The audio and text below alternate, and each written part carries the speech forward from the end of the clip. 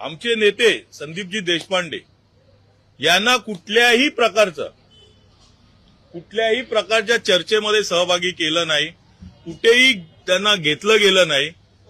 त्याच्यानंतर ज्या वेळेला विचारणा करण्यात आली त्यावेळेला आम्हाला असं कळलं की वरून असा तह झालेला आहे की त्या तहामध्ये 2 किल्ले सरेंडर केले आहेत साहेबांनी, एक संतोष धुरी आणि एक संदीप देशपांडे।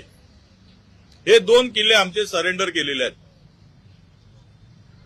म्हणजे काय केलं की तिकडनं बांद्रावरून सांगण्यात आलं, वांद्र्याच्या बंगल्यावरून सांगण्यात आलं की हे दोघं जण कुठेही दिसले नाही पाहिजेत, कुठल्याही चर्चेमध्ये दिसले नाही पाहिजे किंवा कुठल्याही उमेदवार म्हणून कुठेही दिसले नाही पाहिजे।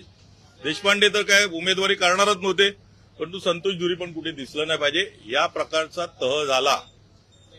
आणि हे जेव्हा आम्हाला कळालं त्याच्यानंतर आमची चर्चा झाली। देशपांडे साहेबांना सांगितलं मी, जर असं होत असेल तर बोलो राहण्यात काय अर्थ इकडे, एकतर काँग्रेस बरोबर जाऊन या लोकांनी स्वतःचं रक्त हिरवं केलेलं आहे, आता परत इकडे येऊन आपलं पण रक्त हिरवं करण्याचा प्रयत्न करणार, आपल्याला कुठेही स्थान देणार नाहीत।